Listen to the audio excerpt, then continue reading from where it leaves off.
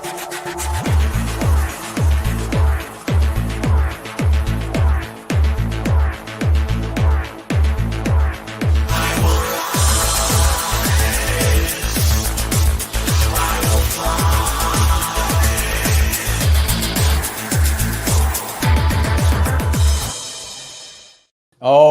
welcome to the Sharpe Way Show. So happy to have you with me this evening, a little bit past 7 p.m. on the East Coast. It is Veterans Day, and I'm back in my regular uniform. Only my special shirt just for Marine Corps birthday. I'm back to my regular name on my shirt day, as I seem to always be in. But yes, I am back, and happy to have you with me this evening. I wanted to bring up a couple of things about veterans. There are some issues that some people may or may not know. They may not think that it matters either way. There are some things I want to bring up, if I could, some things that are kind of, I think, important. And that is, many veterans, when they come back, particularly if they were in combat, but even if they weren't, many of them have invisible injuries. It is actually clearer when someone has an obvious physical injury, loss of a limb, shattered bones or face. At least at that point, you can go, okay, I see the injury. I can somehow address it, whatever case may be, whatever it might be. When they don't have an obvious injury, sometimes we can take it for granted and go, oh, good, you're good, no worries. With that in mind, many of them have either TBI or PTSD, depression, something like that. Many of them do. Not all, of course, it's not every veteran at all, but many do. What you should be looking for, if you have a veteran in your life that you care about, is, are they withdrawing? Are they withdrawing? There was an interesting piece from a movie that I saw years ago. The movie wasn't that great, but it's an interesting movie. It was called 30 Days of Night. Odd where I'm going, but you'll get it as I walk down this road. For some of you may remember, it's an idea that vampires want to find a place that they can live. Well, they find that the Barrow, Alaska is the most northern town in America, and it's nighttime for like 6 months. So the vampires go, hey, let's go move there because it's nighttime and the sun won't kill us because we're vampires. I know, funny, but anyway, that's the movie. Anyway, so I think Ethan Hawke is in it, if not mistaken. Anyway, the part that I care about, not that part, I don't care about the vampire part. The part I care about it is, it's Alaska. And people are, desperate all over the place. And one guy drives in to get his mail because there's no mail carrier that goes out to his, wherever he lives. So he has to drive in every once in a while and pick up his mail. So when he goes to pick up his mail, he gets a ticket. And one of the people goes to the sheriff, why are you giving this guy a ticket, right? He comes in once a month to get his mail. He makes a mistake. Why are you giving him a ticket, right? And the sheriff says, I don't even care if he pays a ticket. He goes, I just want him to know that he's part of us. And while that seemed kind of weird, right, and kind of mean, I got the concept that even though this guy was alone on his own, he was still part of a society, right? Sheriff didn't get paid it. He just wanted to be like, yes, you're dealing with it, right? That kind of thing. And so why do I bring this up? Because there are many veterans who feel like they're not part of the community anymore. They feel like they've been changed. Julie just asked about which veteran you're talking about. Men? I think either, Julie, either. I think you can work with either one. This can be either one. This is not a male. I know yesterday's show was like male, female stuff. I know it was. This one is not. This one's not. I'm asking you, if you have a veteran who you think is starting to kind of become introverted more than they used to be in some way, shape, or form. If you care, I'm asking you to try to bring them into your world. And here's how I want you to do it. I don't want you to do it and say things like, I'm scared, I'm worried for you. Don't do that. They do not want your pity. It's not helpful. If they're not in trouble, they're not going to understand why. They might just be introverted. I'm not saying they're in trouble, but if you think maybe they're in trouble, If they're not in trouble, you're like, why are you doing this? I'm not in trouble. If they are in trouble, it will put them deeper. It will put them deeper if they are in trouble. So don't say you're afraid or worried or concerned.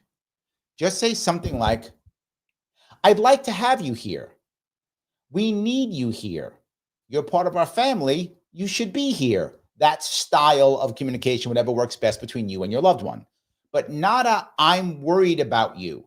Not a, I'm scared, or you need to, or you should because you're in trouble. You have to have friends. None of that stuff. That is not going to work. Instead, take the onus on yourself. You would like that veteran to be here. You want that person to be involved. You need them to show up. It's important to you. Let them know they're needed. Look, you're making me look bad. I feel terrible. Please hook me up. Show up. I need you to be here. Most veterans want to be part of the community again. If they're in trouble, again, I'm not assuming every veteran's in trouble, but some of you may know people who are or think they are. Do this. If they respond happily and don't care, whatever, then they're doing fine. They're just introverted, and that's fine. Lots of people are introverted. They don't like all this stuff. All good. No worries.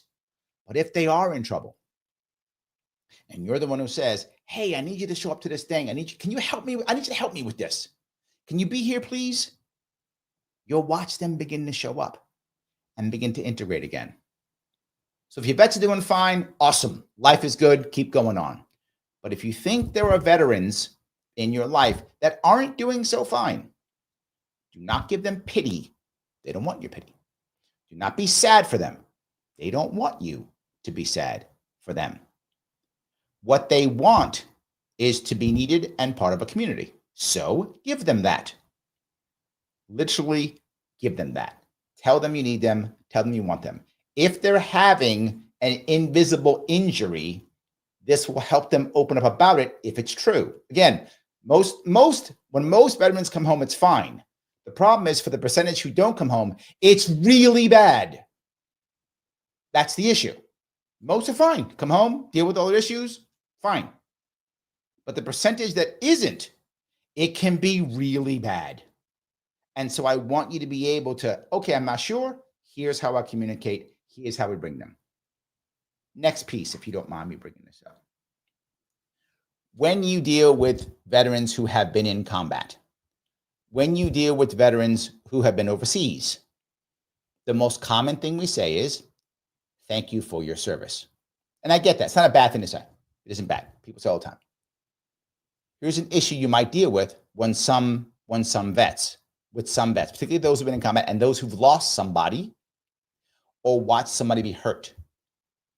This is going to sound crazy if you're not a vet. You may not get this, but hopefully if you know many vets, you will. When you say thank you for your service, they sometimes feel like they haven't done enough. I'm serious. Because they lost somebody or saw somebody be hurt, and they think, why didn't I? Why wasn't it me? How come I couldn't have helped? So sometimes saying that can be challenging. You don't know. I'm not saying it's a bad thing, but it can happen sometimes. And how will you know? Watch how they respond. That's how you'll know. If you go thank you for your service and they go, oh, great, whatever. That's fine. They don't care. All good. But if they go, or don't know how to react or become odd or weird when you say it, if you find that in the vet, that's probably what happened. They feel like they haven't done enough. Like their service was not enough. That's how they often feel. So what I often say to people, and this works very well if they're an older vet, Vietnam era specifically. If you know someone's a Vietnam era vet and you meet them, just say a simple phrase and they'll get it. And that phrase is, welcome home. That's it. Vietnam vets get that like this. They go, you get it. That's the phrase for Vietnam vets. You can use that phrase for other vets too, right? The phrase is very specific. Do not change the phrase. It is very specific. It is simply, welcome home. Don't add or subtract anything. Those two words. If they are a Vietnam vet, they will like, you get me. Now, a Vietnam vet, it's still good, still works. They still get it, still works. I'm not saying you shouldn't use thank you for your service. Everyone does. It's fine. But if you know someone who reacts oddly, if that happens, it's probably what I said. Shift it next time, or say something nice, whatever. Or if you know someone is a Vietnam era veteran because your friend told you, oh, that guy did time in Vietnam, use welcome home. They will love that, eat that up. It's a very special thing. And of course, one of the reasons why, if you know many Vietnam vets, they literally did not get that when they came back. The Vietnam vets were treated so horribly when they got back. We as a country should be embarrassed by what we did to our Vietnam vets. It was a horrible thing. I know, as I told you, if you listened to my show yesterday, most of my senior leadership when I was in the Marine Corps, they were Vietnam vets, and they were treated terribly. So we need to do that, right? We need to be able to understand those three things. That's why I brought that up front. If I could, before I go into a deeper story, it is Vietnam. It is Veterans Day, and I wanted to cover that. Let me grab a couple of comments if I could before I go further. I'll grab a couple. Joseph, thank you for being a member, my friend. Happy Veterans Day. Thank you for your service, Larry, Mike, and others who've served. Thank you. I do appreciate that tremendously, my friend. Yes. All righty. Matt, also a member. Well, I was going to watch game dev videos and work on my project, but thanks to Larry, no, I'm not. I do take up a lot. I'm kind of fun. Yes. George said the song sounds like KMFDM. That is a German band, but this band is not. This band is a band called Encephalon, and it is a Canadian band. The name of the song is Rise, and I actually have permission to use it. So yes, I may use the entire song if you want to. I liked it because when I first started this kind of run in 2018, I was trying to rise up New York. So I thought it was a kind of cool song. That's why I used it. So yes. All right. Matt goes on to say, Veterans Day inspired me to finally start finishing Band of Brothers. Great series, by the way. Absolutely. Peace Logic. Hello, everyone. Happy Veterans Day. I do appreciate it. Yes, absolutely. So, all right. Let's see if I can grab a couple more of these. Let's see here. Jacob says, I think that veterans will be more appreciated under this conservative cabinet because the right priding its military is the norm, but probably screwed over still to bid. Maybe. I will cover that in a moment. I will go into that. I just want to keep going down here. Julie, you said, which veterans are you talking about? Men. And then you said, really, as a female veteran today, I feel extremely not in the club. Oh, okay.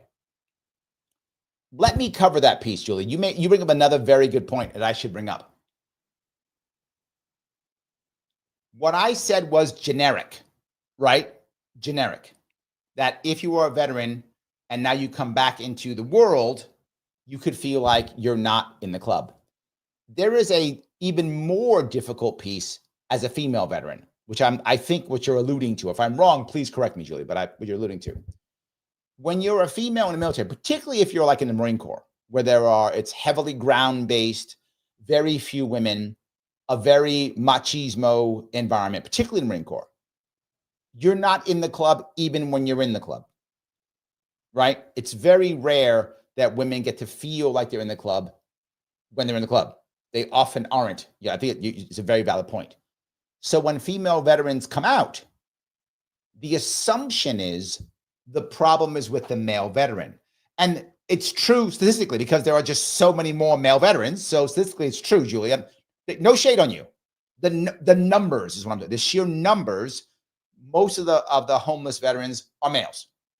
Most of the males PTS, most of the veterans of PTS are males. Most are. Women have it too, though. Your point's very valid. And sadly, for many of us, which is why I was saying men and women, most people don't look at female vets the same. I wish I was wrong, but you're right. It's true. The average American doesn't look at female vets the same way. They don't. It's true. So I think you can come out a female veteran who has PTSD or TBI or some invisible disease or some invisible affliction, I should say. It's not a disease, maybe affliction. I'll say that. Some invisible affliction is often pushed away. And what you'll often find the female vet do is she'll fall directly into caregiving and sacrifice herself in her caregiving. That's a common problem for female vets. So let me walk down that road. If you see a female vet come home and have that same problem, often what she will do is she will form some form of caregiving and become self-destructive in her caregiving by not caring about herself. So if there's a child to take care of, an older relative, a sick family member, she will go into that world. If you see her doing that, Same thing applies. Hey, Julie, I know you're taking care of whatever. Uncle Jimmy, who's sick. We need you over here too.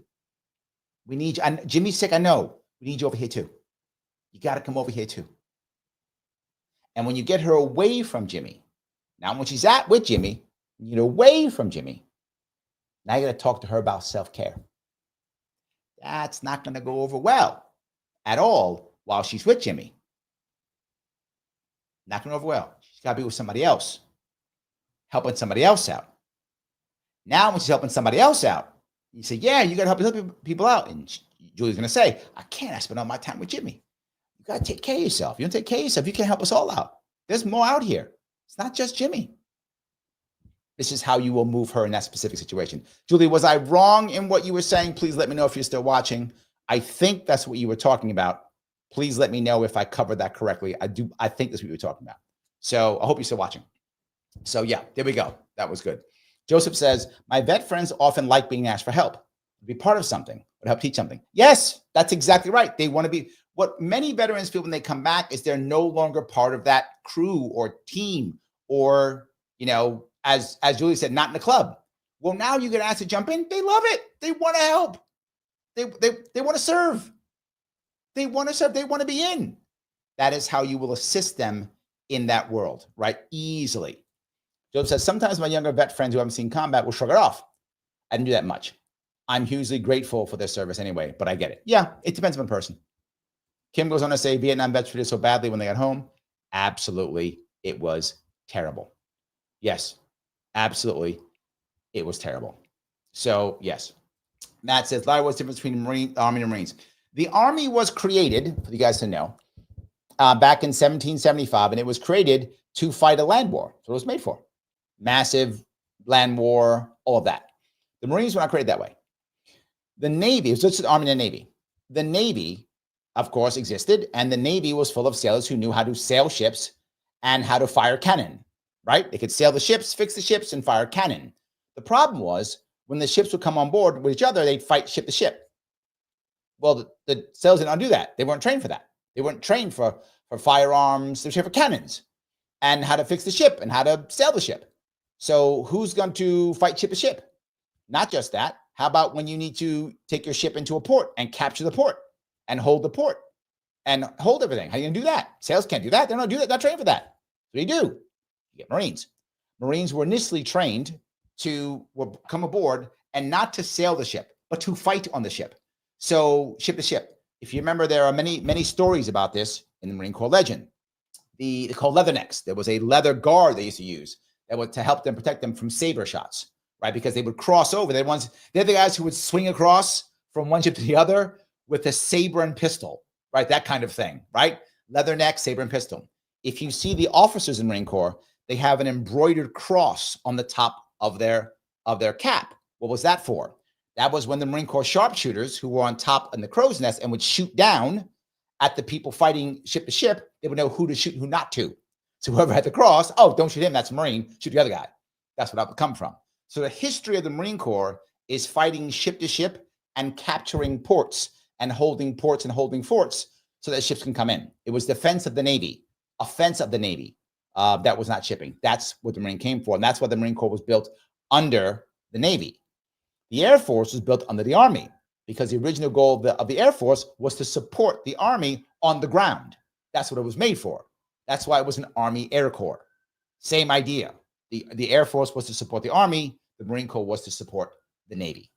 I hope that answers your question. By the way, the Marine Corps was created in Tun Tavern, Philadelphia in Pennsylvania. So there we go. You didn't have to Google that. Gave you a good idea. All good. Let's see if I can grab that piece. I think Adrian goes on to say, Vietnam was a miserable war to fight. And with the draft, I think more might have come home, having a hard time adjusting. I think guerrilla wars are even more difficult psychologically than World War I and World War II. The difference, I think, completely is twofold, right? And I knew people like this. When you came home from World War I or World War II, you came home almost as a massive unit on a big ship or something like that. And you showed up in a port and people were there and they would clap and go, yay, and say, oh my God, the heroes are home. Everybody would be there. They give you hugs, parades. It was yay. It was just amazing. People loved it. Of course they did. When you came home to Vietnam, You did a year or two in Vietnam. You didn't come home as a hero because the war wasn't over. So what'd you come home as? Some guy who fought someplace for a year. You came home on a jet, maybe by yourself, maybe by others. There was no parades for you. You came home in drips and drabs. And there were protesters there calling you a baby killer and terrible person, spitting on you. Yeah, I remember one guy told me a story. He said when he landed in California, he still had dirt on his boots from the Vietnam jungle. That's how fast he came home. That was it. No parades, no nothing. That was it. Yeah. So he says, yep, you covered that. Good. Oh, good. Thank you. You're welcome. I thought that's where you're going. You know, one of the reasons why I like doing this live is that people like Julie can say things that I might have missed, right? That I might have missed, which I missed.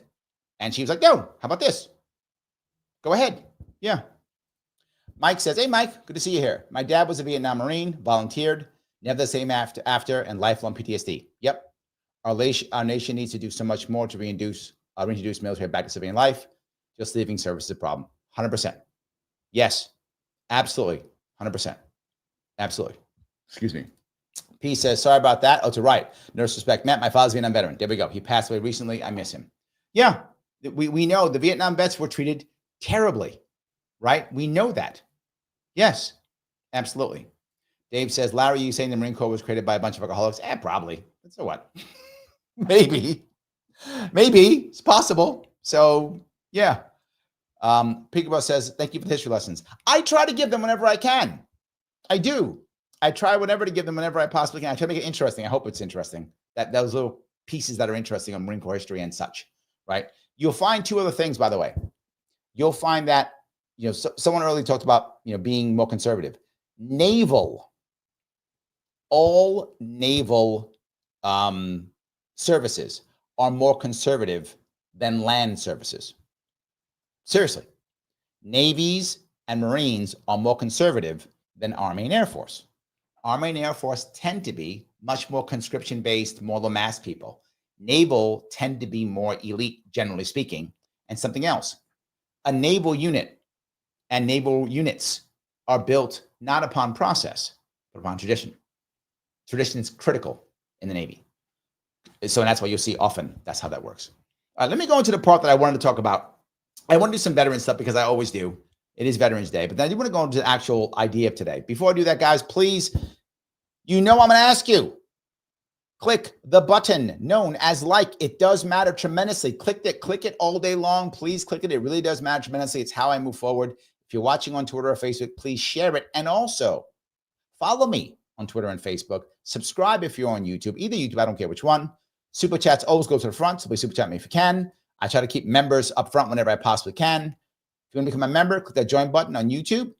Become a member, $5 a month, keeps me going. And I've done how many shows in a row? Like 9 in a row or something like that. I'm crazy. I gotta stop doing these damn shows. But I keep doing them because I know you guys like them. I enjoy them too. I want to keep this community moving forward, so I keep doing shows. So please click the button known as like. If you want to join, it does help tremendously. I then want to move on, if I could, though. And that is to a couple of things that are happening that may affect vets. The biggest one that everyone's talking about right now is that Trump has said no Mike Pompeo or Nikki Haley. Now, a lot of you thought I was nuts when I said Nikki Haley's not coming in. I told you guys that a long time ago. She's not coming in. I told you she's not, right? I knew she wasn't. She knew she wasn't. She was talking trash, hoping that Trump lost so that she could pick up the pieces and become the new savior of the Republican Party. Well, sadly for her, that did not happen, but that was her goal. She knew the second Trump won and, how he literally just won so decisively that she was done for. She knew that. So she was not surprised. Pompeo may not. And the thing that people don't understand, and let me give you another history lesson if I could. So like find the actual year.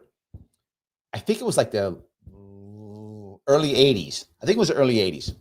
Bill Clinton. Bill Clinton actually became the governor of Arkansas very young, in his 30s, became the governor of Arkansas. At that time, I don't know if it's still true, but at that time, the governorship of Arkansas was only a 2-year term, 2 years, and you had to go again. When he won, he thought, oh my God, I'm the awesomest guy. I'm going to come in, change everything. And he came in with all of his hippies, his band of hippies. I'm not joking. He came with his band of hippies and wanted to change everything in Arkansas. And the Arkansas people said, what? No. 2 years later, threw him out. He lost that election. A lot of people don't know this. But Bill Clinton is smart. You may not like him. You may like him. Bill Clinton is smart either way. Whether you like him or not, the man is smart. So he decides, all right, lesson learned. Change my ways. I'm going to try again. And after losing, he went back and won and became governor of Arkansas again. People didn't know that. That's true. Learned his lesson. Came in, became a whole lot more, what's the word I'm looking for? I don't know. Establishment? A whole lot more establishment. Absolutely. He became more establishment, and that helped him out. Okay, why do I say that? Trump has a similar but different problem. Trump came in not prepared in 2016. He was not prepared, and he was stuck with a whole lot of swamp creatures and had to get rid of them, move them, shift them. Somebody didn't know what was going to do. Took him years to get people appointed, had to just make people acting directors, blah, blah, blah, blah. All those issues, ton of those issues, a lot of those issues, tons of them. And then he lost, just like Bill Clinton. And then he turned around, changed some things, came back, and then he won, just like Bill Clinton. The question is, what will Trump do now? What will Trump do now? It's not the same, but it's similar, is what I'm saying. It's similar. Now, the thing Trump has to do now is actually the opposite of what Bill Clinton did. He's doing the opposite. Bill Clinton came in and thought, I can do whatever I want, threw everybody out, brought in his band of hippies. And the country said, get out. Get out. I'm sorry, the state said that. Trump had the opposite problem. Came in, didn't have enough of his own people, brought in half of the swamp, if not most of the swamp, and then now what I'm doing. Now he's coming in going, I don't want to swamp no more. He's going to bring in his band of hippies, whoever, right? I mean, I never call them hippies, but yes, his band of hippies. Will it work? Will it work? And the best example of that right now is Pompeo and Haley. These guys are clearly part of the old school neocons. And he openly said they're out. Now, why did he openly say they're out? And that's the important piece. Why did he simply not pick them? He did not have to make an announcement. But he did. He could have just not picked them. Wasn't required to announce it. But he did. Why do you announce it? I think you won't know. He's sending a signal. He's sending a signal. No more neocons. He's sending a signal. Now, who's behind it this time? Well, I got the thing that I'm hearing, which is funny, and I don't know this to be true. I kind of believe it because I've heard it from like 7 different people. That's why I think it's true. But to be forward, I do not have direct knowledge. It seems like Don Jr. is really involved in this. And that surprises me. I didn't think he'd be so involved in this. But, I mean, maybe he's not. This is just rumors I'm hearing from many people. I actually don't know this, but that's what I hear. And I think that's true. Only because so many people have told me this. I think it's true. Now, does that mean Trump's going to bring in his full band of hippies? No. I know some of you would like that. Some of you would be like, bring in all the new people, get rid of all of them. It's not going to happen. He's going to keep some neocons in. He's going to keep some established people in. There's going to be some swamp creatures. I know some of you don't like to hear that, but it's going to be true. It is, right? His chief of staff now, is it Wiley is her name, I believe? Chief of staff. She's establishment. Absolute establishment. So, yeah, some of them going to come in, right? She is bringing some people in.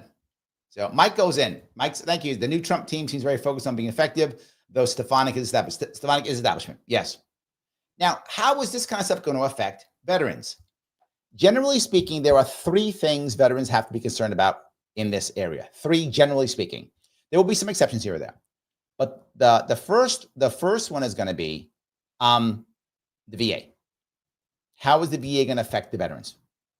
Right? What's going to happen with the veterans? How's it going to affect the veterans? How's it going to affect them? Is it going to get better, worse? Now, to be forward, the VA's been having trouble, and Trump was better than others with the VA. He did improve the VA. It's true he did. It wasn't great, but he did improve it. I'm going to give him that 100%, give him credit for it. He did improve it. Most veterans would say it. They would believe it. I heard it from veterans personally. He made it better. Still not great. Can he make it better is the question. And I hope he can. And I think the person that would be great to put him in charge of that would not be a bureaucrat. It would not be a bureaucrat. And I'm hoping he does that. So VA is piece number one. Piece number two, will he support Defend the Guard?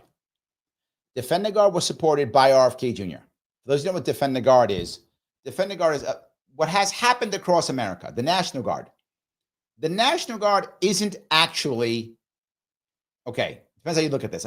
Let me just say it. There is some nuance here. The National Guard isn't actually national. The National Guard is run by the state and the governor owns it. However, right now, what we've done is we've effectively just given the National Guard to the president, and the president uses it whenever he or she wants to. Defend the Guard says, no, you may not use the National Guard in except one case. When the Congress declares war. That's it. If the Congress does not declare war, the Guard does not go to the president. The Guard is still run by the governor, and that's it. And you go, why does that matter? Because if you do that and you pass that, there simply aren't enough large enough military for us to be fighting wars all over the place. The forever wars have to end unless the Congress literally declares war. Literally declares war. And that hasn't happened since 1942. Last time America declared war was 82 years ago. Yes, yet we've been in war for the past 82 years. So yes, we haven't declared war in 82 years. That's the last time we declared war. And we declared war, by the way, you guys want a history lesson, I'll tell you who we declared war on. We declared war on Germany's allies, Romania, Hungary, and Bulgaria. That's the last time we actually declared war. And a little tidbit, for some of you who know this, there was another German ally we did not declare war on, and that was Finland. Finland was allied with Nazi Germany, fighting Russia. We did not declare war on Finland. We did declare war on Romania, Hungary, and Bulgaria. We did declare war on those.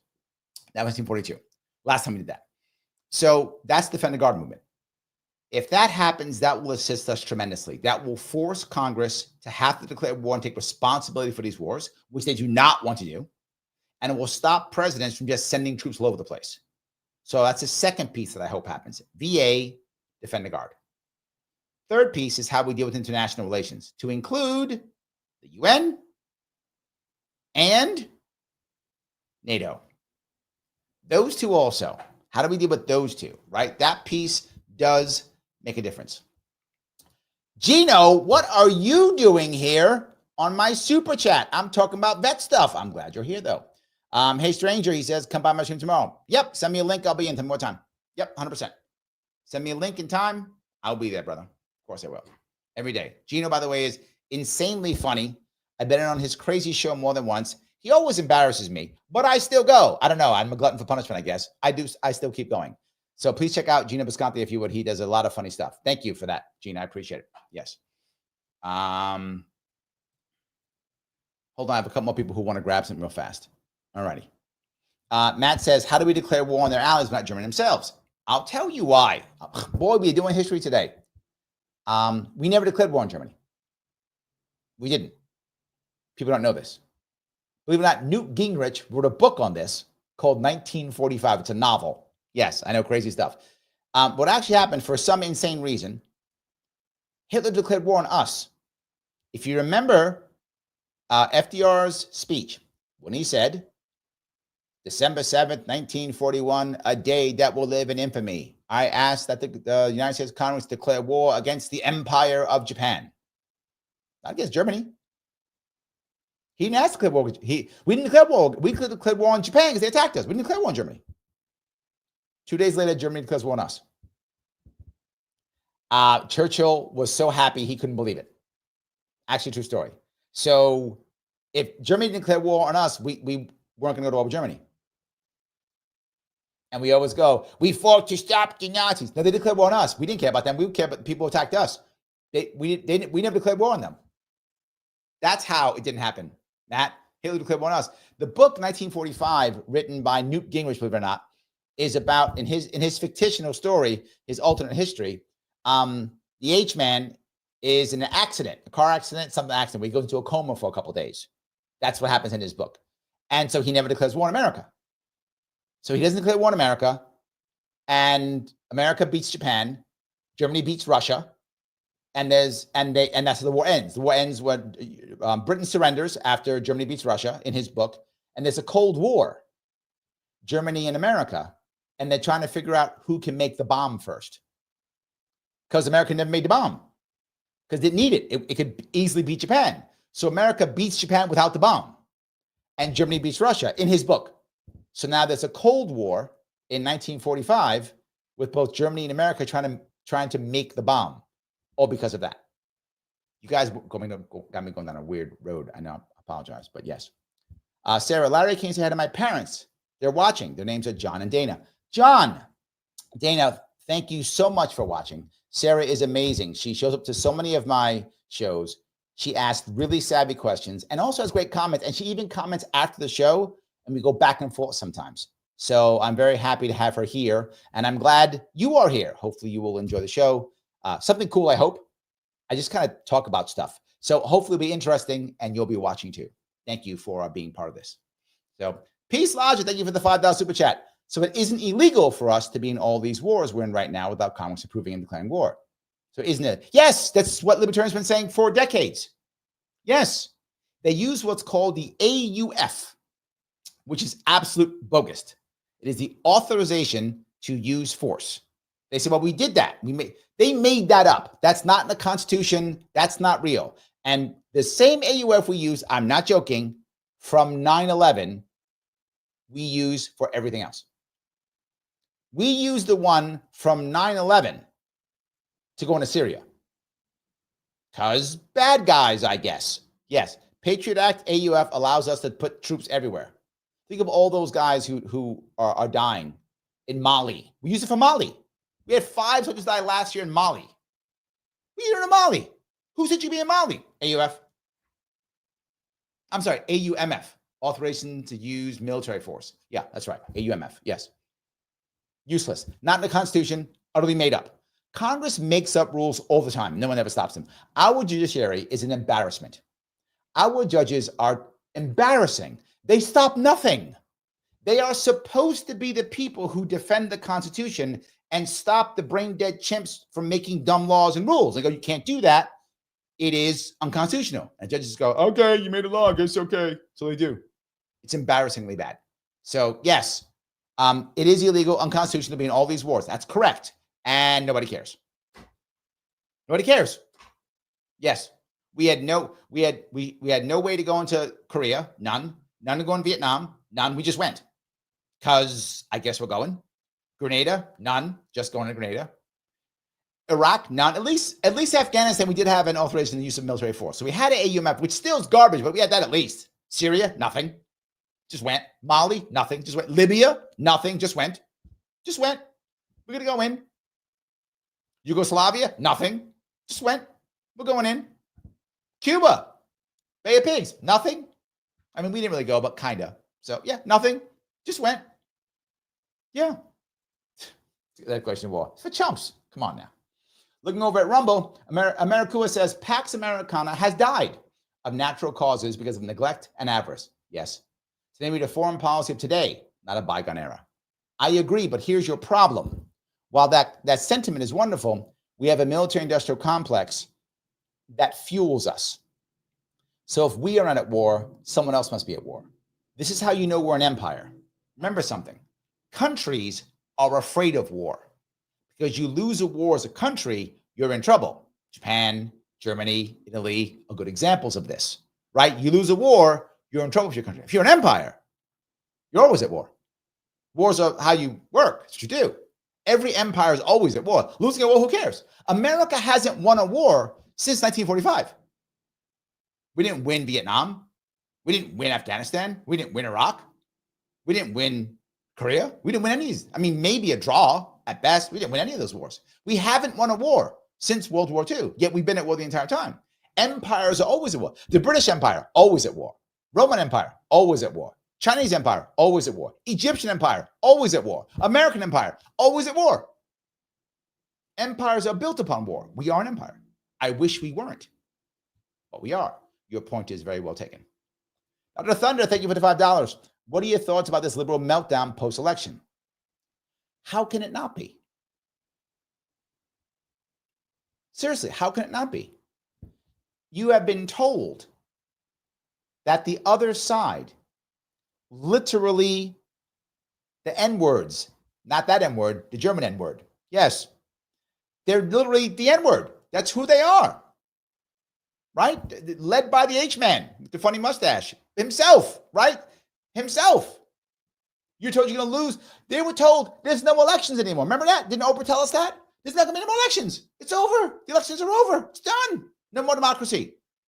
They were told that every single day for days on TikTok, on Facebook, on CNN, on MSNBC. So, of course, if you lose, you think it's the end of the world. I was joking out of Thunder when I was joking with about Harris going, and we've told the president we'll help him, transition. Like, you told him he's literally Nazi Germany. That's what you told him. Now, look, if I'm running against, I don't want to get canceled on YouTube, so the Austrian dictator with the funny mustache took over Germany. If I'm running against him and he wins, I'm not helping him build the camps. I'm not helping him make the trains run on time to put the people in trains. I'm not doing that. I'm not helping him. Why would I? He's a monster. If I lose to him, I don't know, I'm going to the woods and fighting or leaving the country or something. I'm not going to be part of that. She said, no, be part of it. You just said he was the H-man with all the N-words. You just said that. Why are you helping him? Are you a collaborator now? Makes no sense. Of course they melt down. Of course they melt down. They have to accept what just happened. The world just ended. I mean, it didn't. Clearly it didn't. Clearly there'll be, and I said it to everybody here, there'll be elections in 2 years. Another elections in 4 years. Yes, the world's not ending. Regardless, neither one of them was going to stop elections. That wasn't going to happen, right? So I think it's expected. I think it had to happen. Hopefully, this is my only hope, is that their shaving of their heads and things like that, they'll eventually realize how silly it was. That is my hope. They may not, but my hope is they'll realize how silly it is. And they'll come back and say, wow, I was very silly. They won't admit being wrong, but they'll at least go, wow, I was silly. I won't do that again.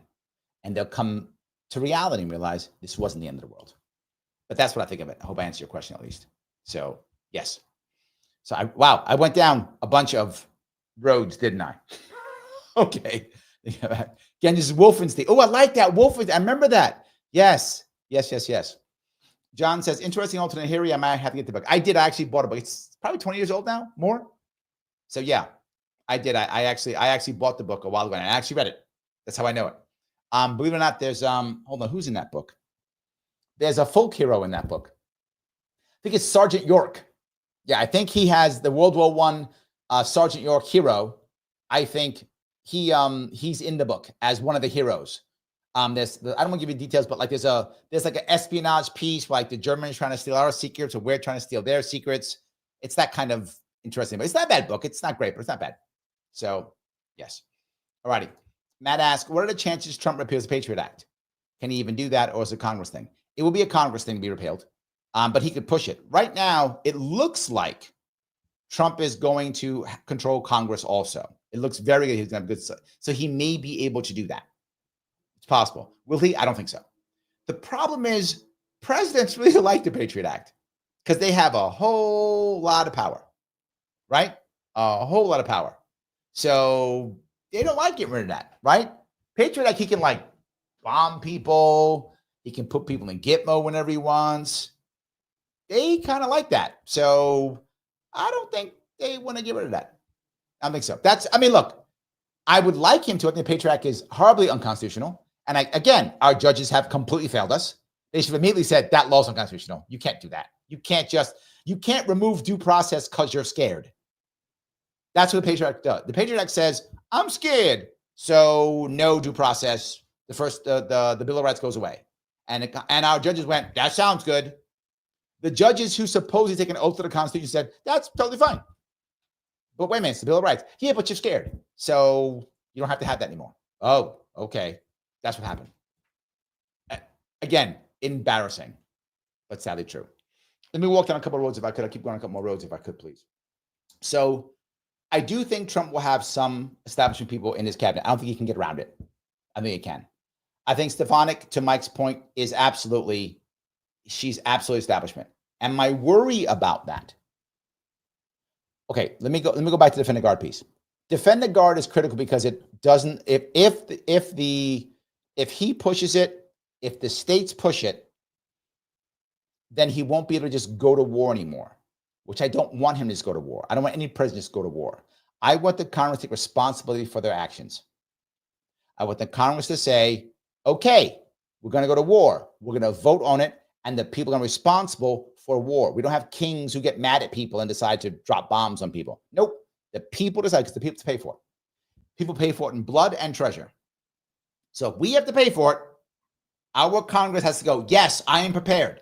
And I will take the attacks and maybe lose my seat if I'm wrong. Okay, let's do that. We're not there. So I hope he does do it.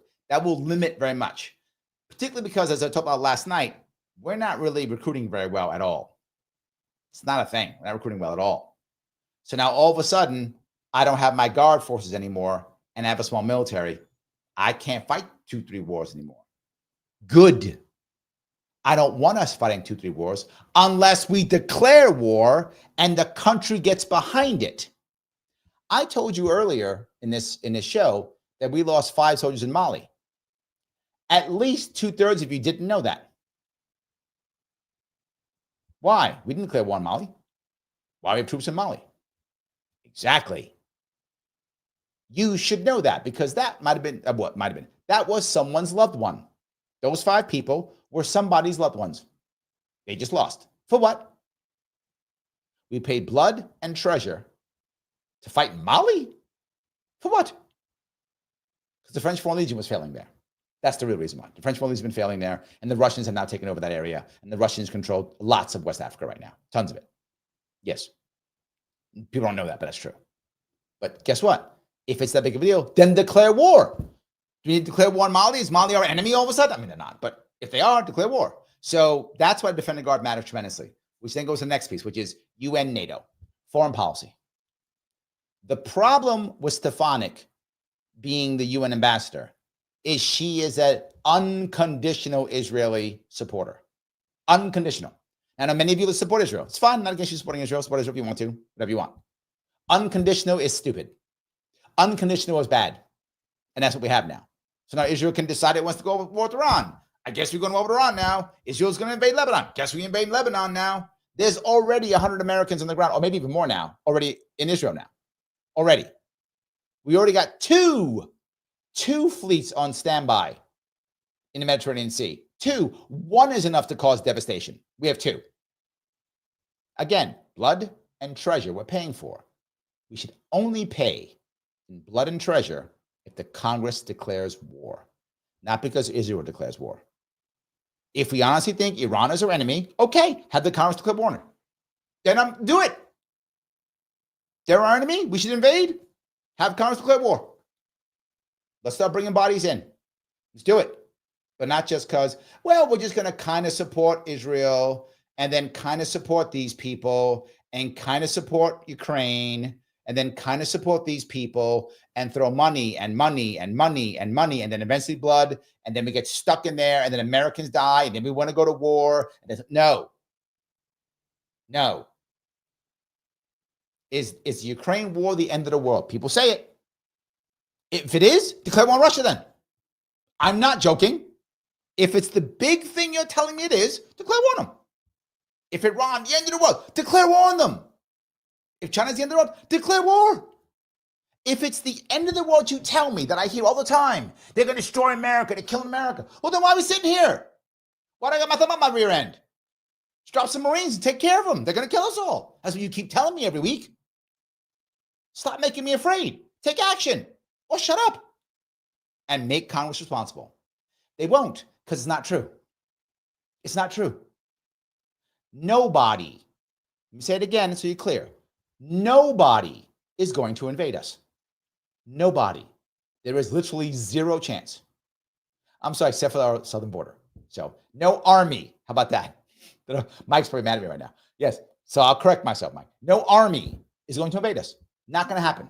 Chinese are not going to invade us. Russians aren't going to invade us. Iranians aren't going to invade us. We're not getting invaded. The Mexicans aren't. Canadians aren't. No one's invading us. That is a fantasy. It is never going to happen. That's that Red Dawn fantasy. Never going to happen. Not a thing. Not a thing. The oceans are far too big. Our Navy's far too powerful. Not going to happen. Now, can they do other things? Yes. Can they do little actions here or there? Sure. Can they harass our Navy? Sure. All possible things. But guess what we did before? We declared war on that before. Yes, we did. Another history lesson. 1800s. Or was it late 1700s? Maybe late 1700s. I'm going to check me on this. We declared war on the Barbary pirates. That wasn't the country. That was pirates. We declared war on pirates. Why? Because they were tearing up our shipping industry.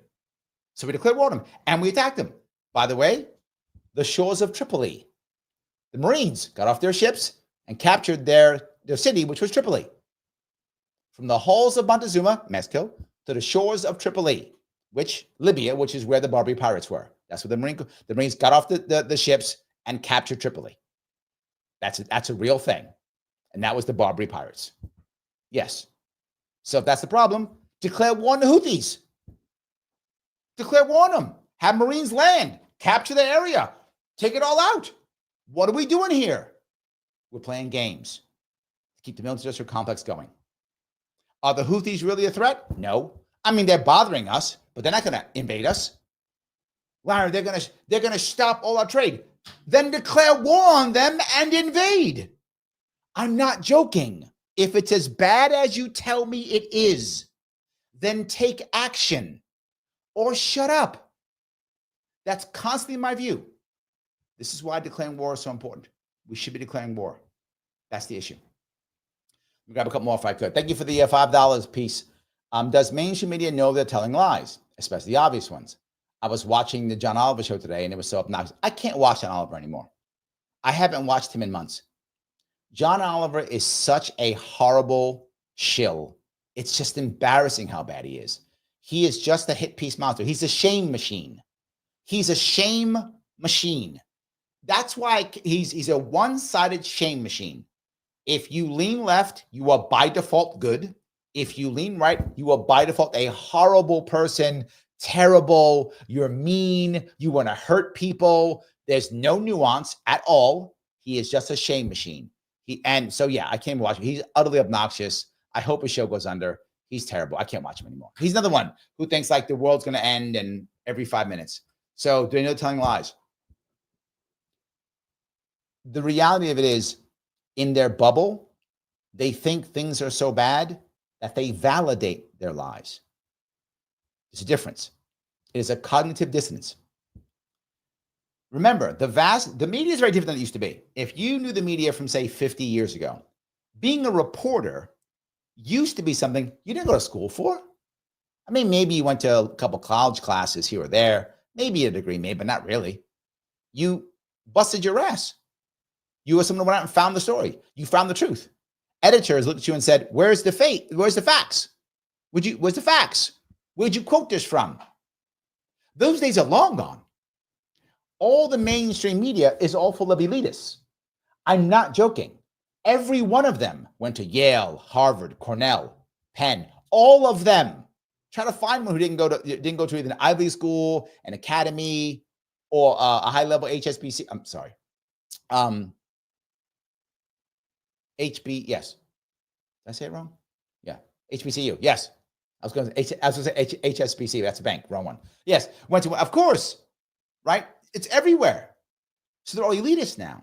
But when you're elitist, you actually don't have many problems. I don't mean to be cruel, but they can talk about things like, it's about democracy. Hey, homeboy, I can't pay my rent. What do I care about democracy? He said racist things. I want a job. My kid can't go to school. My kid's sick and I can't afford to pay for my kid. I don't care if he called me a name. Call me a name, but fix my kid. Call me all the names. Fix my kid first, and you can call me every name you want. It's fine. Fix my family, call me all the names. And I feel like the media doesn't understand that because they're all elitists.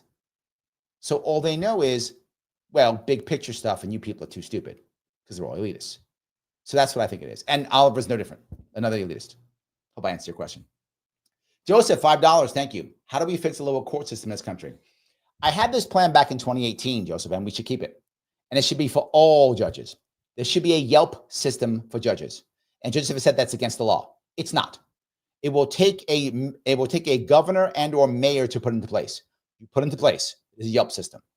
The problem right now is judges at the lower courts specifically, they are beholden to no one. And when I say no one, I mean no one. Most of them run unopposed, so there's no one to run against them.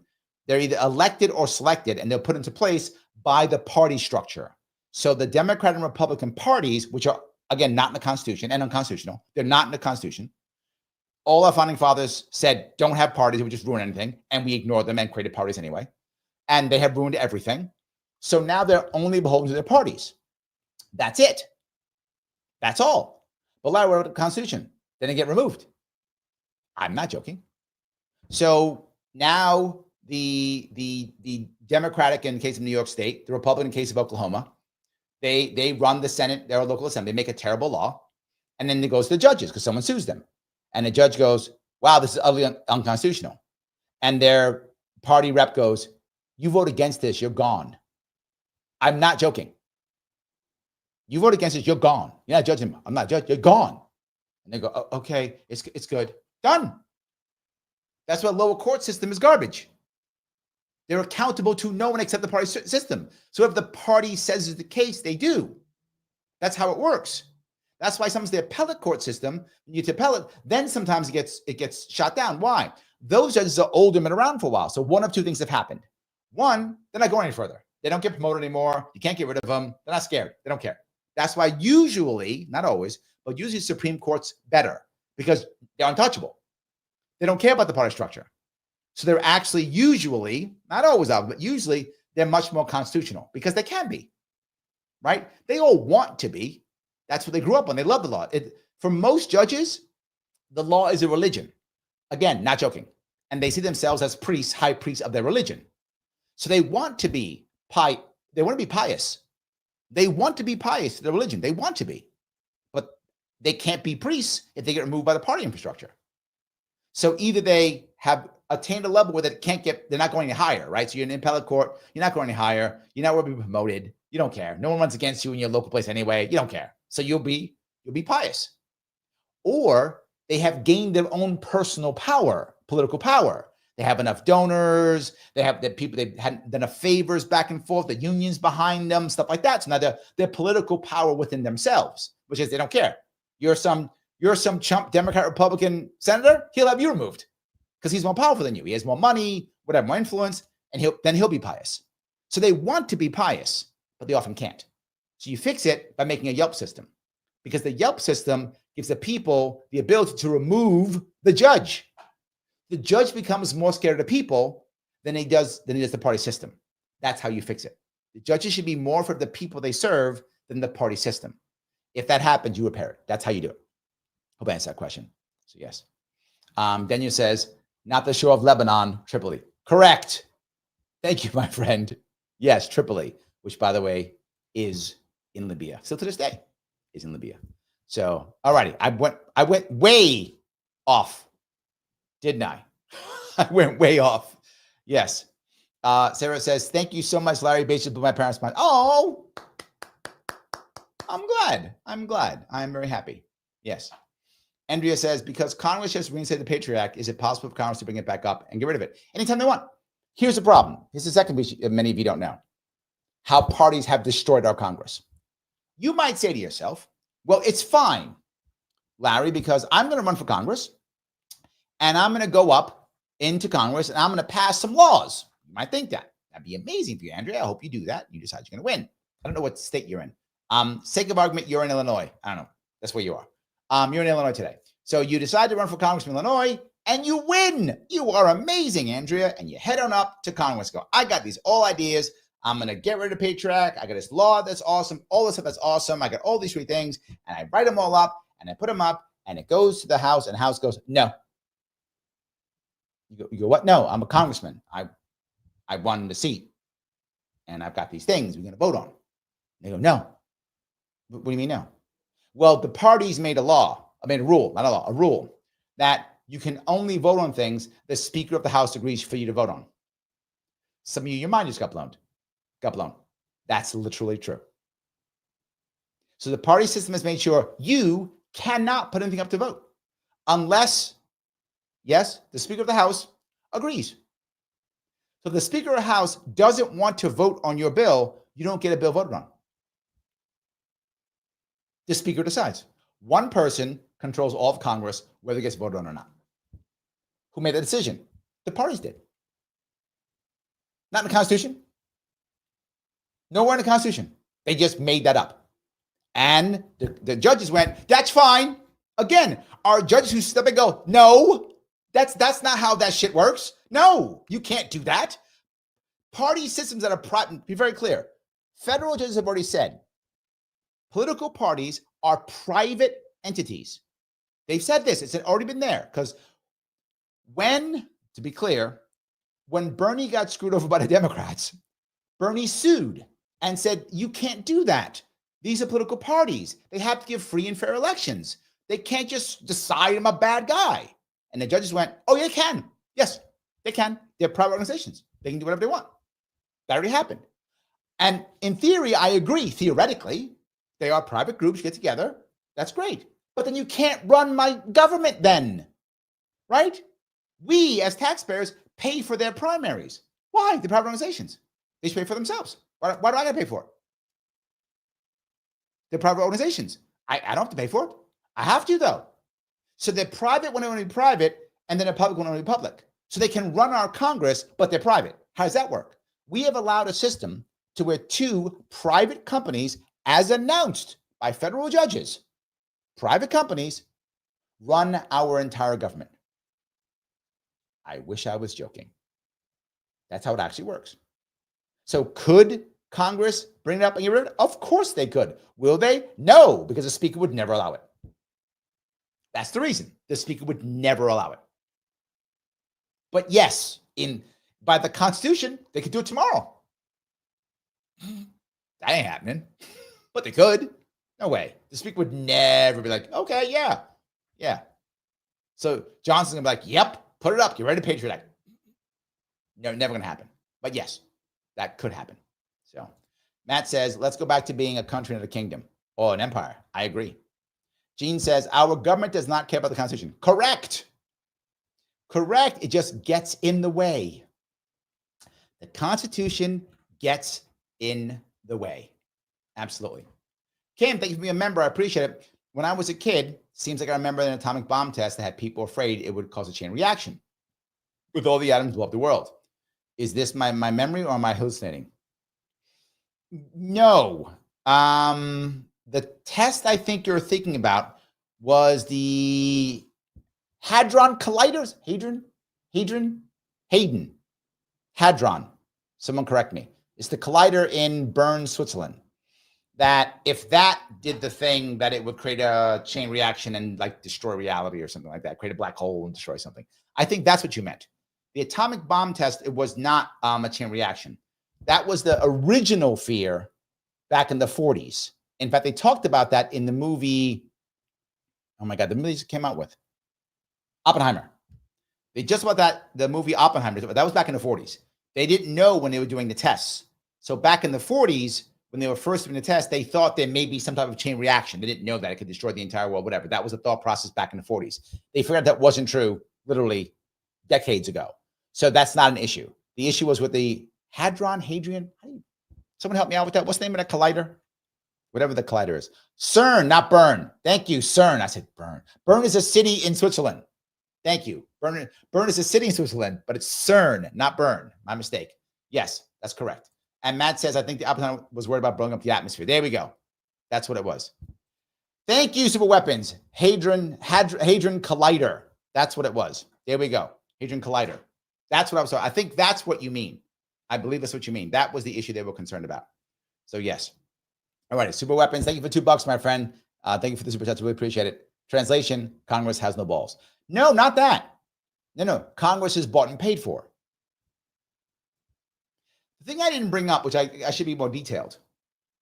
All right, if I could bring this up real fast. About 50%, a little more than 50% of all of Americans' manufacturing is somehow tied to the military-industrial complex. Not all of it's weapons. Weapons is about 10% less. But other things, whether it's computer pieces, uniforms, other forms of equipment, trucks, whatever, right? About 50%. You're going to get rid of that. A lot of jobs. Don't bring back manufacturing. A lot of jobs. So it isn't they have no balls, but they're bought and paid for. So I get jobs in my state. I get jobs in my cities because military-industrial complex. So I'm not stopping that. I'm not getting rid of the Patriot Act. How's it going to keep bombing people? Someone's got to rebuild all those drones. All the ammo we sent to Ukraine. Somebody got to re-rake them bombs. All those Bradleys we can send over there. Someone's got to refill that. All those M1s. We're getting a new tank, by the way. The war in Ukraine, one of the reasons why the Army and Navy and Marine Corps just love that war in Ukraine, they've learned so much. Remember, Americans haven't fought a land war in decades. We don't do that. We know how to fight insurgents. We are good at insurgents. America has become amazing at insurgents. We're good at fighting insurgents. That's a good thing. We didn't figure that one out. I mean, we lost thousands of dead Americans to figure it out, which is terrible. But we figured it out. We're really good at insurgents now. We didn't know that. We didn't know World War III would actually be World War I. Trench warfare with thousands upon thousands of drones and massive movement of troops non-existent. In the Ukraine war, they're attacking towns with like 40 guys. Unheard of before. Be at least the company, if not a battalion, would take over. 40 guys. Because you can't put any more together. You're blown up by drones. They can see everything. And they use what we thought of as infantry fighting vehicles. They would come in, stay with the troops, fight with the troops, lay down machine guns, lay down fire. No, they're basically fire and forget them. I'm not joking. You take your Bradley or your infantry fighting vehicle, whatever, your BMP if you're Russian or whatever. You rush it as far as you can. It gets blown up because it will be blown up because there's drones and tow missiles. It's blown up as far as you get. Then the guys at the back come out and run. It's blown up. It's it. They spend more money in Ukraine war fixing blown up stuff than getting new stuff. It's fire and forget them. These are IFVs. They're fire and forget now. So you send 10 of them. 8, 9 get blown up. Troops get out and attack. Hopefully they win. It's all infantry versus infantry. There's hardly any tank on tank because tanks will get blown up by drones or get blown up by guided missiles, whatever. They'll get blown up. And then whoever wins the area goes and recaptures the tanks, puts them back up, builds them back up again, and they rush again. Tanks get hit. Tanks get blown up 4, 5, 6, 10 times. This is why the Russians have a better chance at the Ukrainians. Here's the reason why. The Russians all have the same equipment. It's all Russian. So as they're repairing stuff, it's all same spare parts, same spare tracks, same spare everything. But Ukrainians got German this, American this, Ukrainian that, Polish this, British this, French that, all different parts. So they can't recycle units as much. And Ukrainians are losing land. Losing land means, well, what ton of land you lost? Well, that's where your vehicle was. The Russians got it now. The Russians got your vehicles. Another reason why they're losing. So yes, but of course, we don't mind because for every Bradley the Russians capture, well, somebody got to rebuild it. Got to make some more Bradley. We don't use Bradleys anymore, but whatever. Got to use the next thing. So we're getting a new tank coming up here for the Army, and the Marine Corps is getting rid of all the tanks, all of them. Marine Corps not gonna have any tanks anymore. You may go, what? No tanks. No need. They just get blown up. So you're gonna spend whatever $20 million on a tank. It gets blown up by a rocket that costs 10 grand. Don't make any damn sense. They stopped doing it. Doesn't make any sense. So, and you can't, stealth doesn't exist anymore because drones are everywhere. So they see everything. Ukraine war has taught Americans a lot. So that's why we don't mind. We don't mind that hundreds of thousands of Russians and Ukrainians get killed because we learn stuff. God, it sounds so horrible when I say it, doesn't it? It does sound horrible. Anyway, Rise ticket, thank you. $50 for this one. All right. All right, right. All right. Army sleeve rolls look better than Marine sleeve rolls. Ha, happy Veterans Day, brother. I don't want to say anything. I'm about to go get my jacket now. See, I'm getting my blouse right now. See? Okay. I tell you what, right? They look nice. See? That's where I'll go. They look nice. I'm gonna come over with a picture and let people decide. That's what I'm gonna do. Okay. Talking trash. Thank you for the super chat, my friend. Ron Green, $10. Hi, Missy. Hey, what's going on, Ron? Good to see you. Peace Logic. All seems so depressing. Give us some hope, Larry. There is hope. There is hope. And the example I will give you, believe it or not, it'll sound weird, but hear me out. Hadrian. Yes, we're doing history lessons all day, Pinkerbell. You asked for it, you're getting them. Hadrian. Some of you may know who Hadrian was. He was a Roman emperor. Hadrian figured out, this ain't working. We got to stop invading everybody. We got to stop all this stuff. And he solidified the empire. He built, of course, Hadrian's Wall. So he built a wall to keep the bad people out from Roman Empire. Yes, he built a wall, Hadrian's Wall, right? It's basically what, I mean, it's not exact, but it basically what breaks up Scotland and England.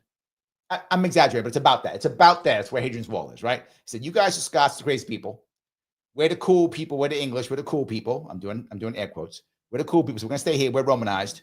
And you crazy people up there in Scotland, you guys stay behind the wall. That's basically what happened. And he did it all over. He traveled all around, stopped fighting, all that good stuff. So we have a chance of a Hadrian coming. And I think that's the answer for America. To chill out in the empire, stay where we are, stop building up internally and fixing ourselves. There is hope. And the advantage that the dream team has come in, the Bobby Kennedy Jr., the Tulsi Gabbard, I think does give us some hope. There is some hope, Peace. There is. I'm just telling you how things work. And that's the issue. I am telling you how things work. All right, hold on. Hold on. All right. 1 second, guys. 1 second. Hold on. See if I can find them. All right. Okay. Yes. All right. I think I can find them here. Okay. This here. See if I can find this. That's one. There we go. All righty. Let me see if I can get this one over here. And I will show you something that you may or may not enjoy. I don't know. All right.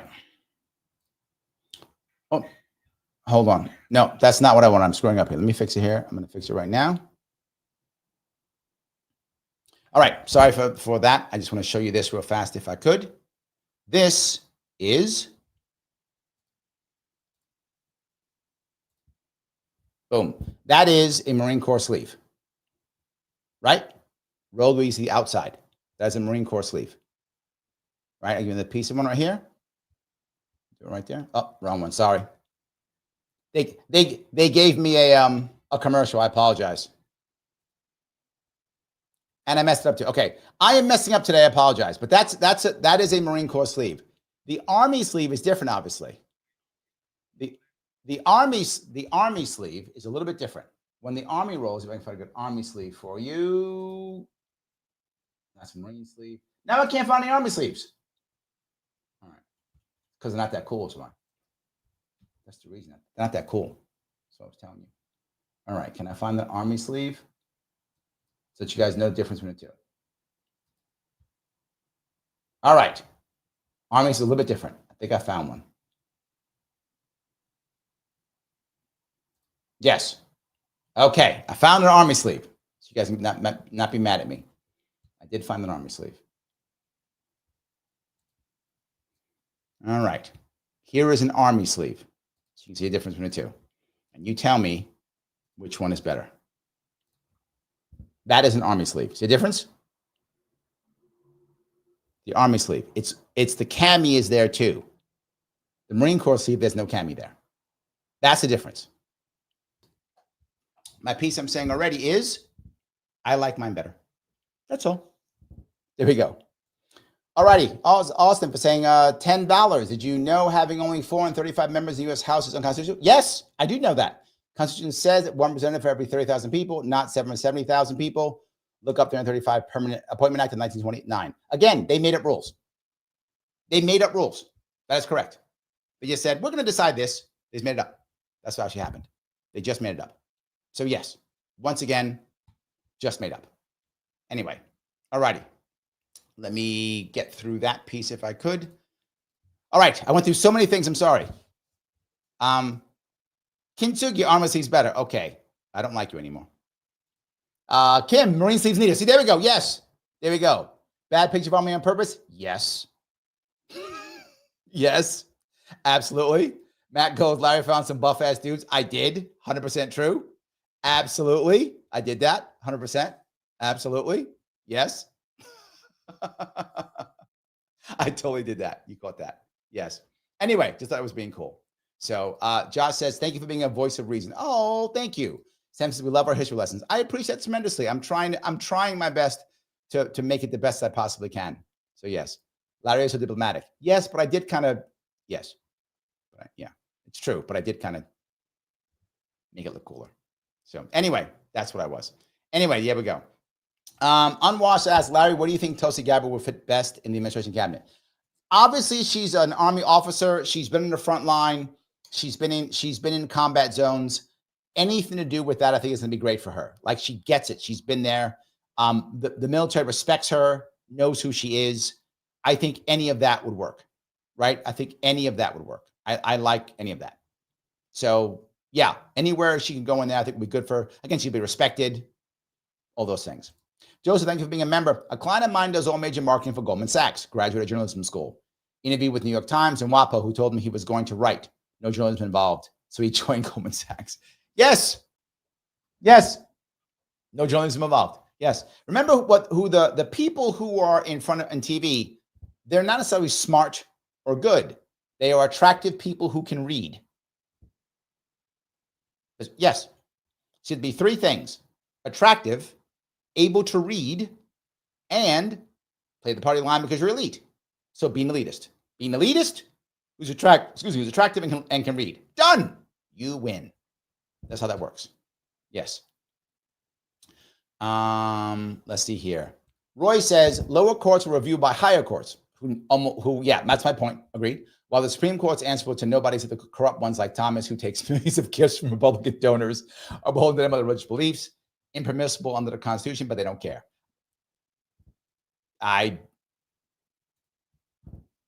Yes. So yes. What are you gonna say? I think that's true. I'm not gonna fight you in that one, Roy. No fights. Yes. Dao says there's lots of room for improvement when it comes to our government showing its appreciation and respect for veterans. There are countless stories of disabled vets being screwed by our government. The problem is you create military industrial complexes. You even create veteran industrial complexes. You create a series of people who just keep servicing, not helping. That's the issue. Yes. Mike says old journalists had English degrees. Yes, so they could write. Nothing else was needed. True then and now. Some of the best reporting is now independent, and that's less biased often. Agreed. Or something I prefer, Mike. I'm not that unhappy with bias if it's announced that makes any sense, right? I mean, I think we all have our biases. I'm clearly libertarian, obviously, right? But I wear my libertarianism on my sleeve. So you know where I'm coming from immediately. Like, you know where I'm coming from. And this is why I prefer, this may sound crazy, but I prefer MSNBC to CNN. I tell you this all the time. Why? MSNBC is openly left. Just like, that's it. We're Democrats. That's who we are. Done deal. CNN pretends they're not. And that bothers me. Fox is, we're righties. That's who we are. We're righties. Okay. CNN pretends they're not. Just say it.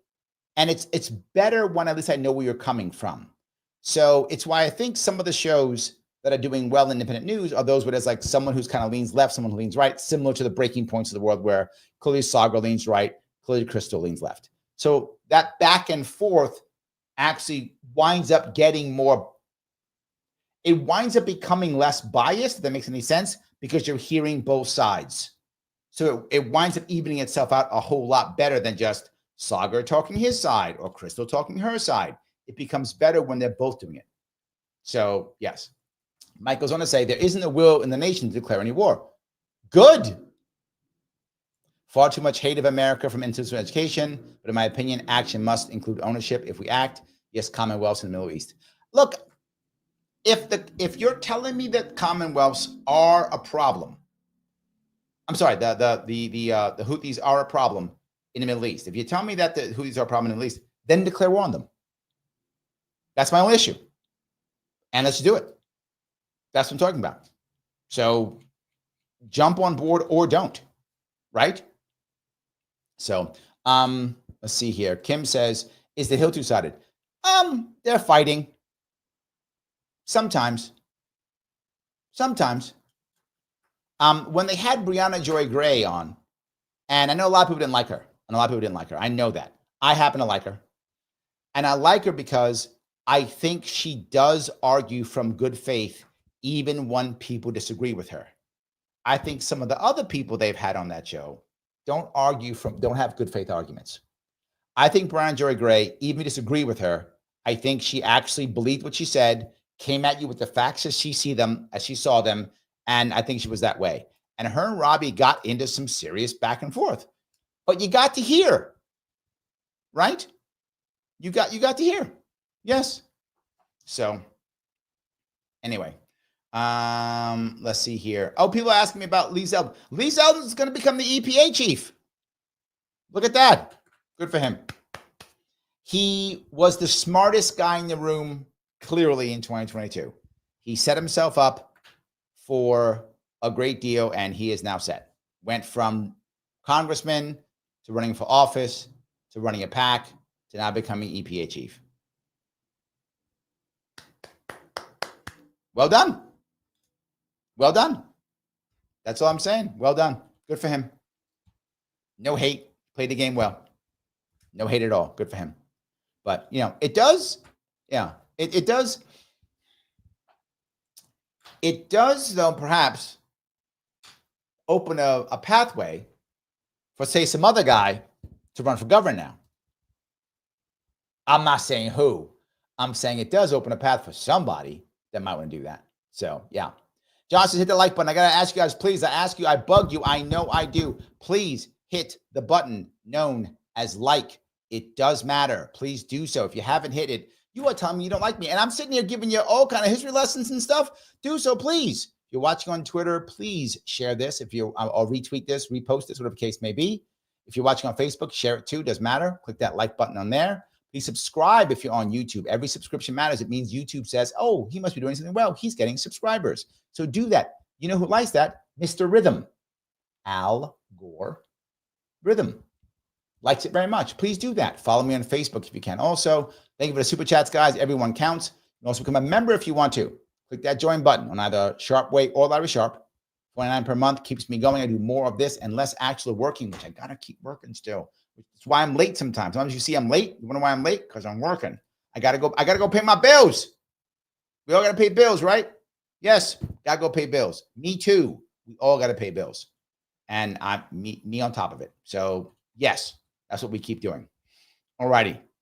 Let me grab a couple more of these if I could before we... Okay, there we go.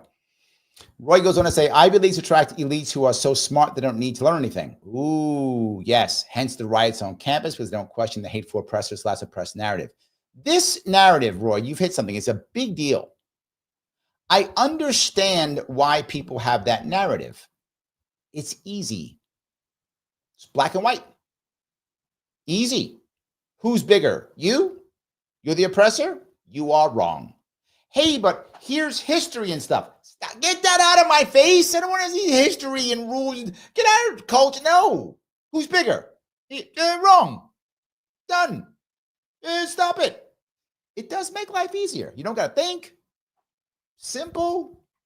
I know I'm kind of joking, but I'm kind of not.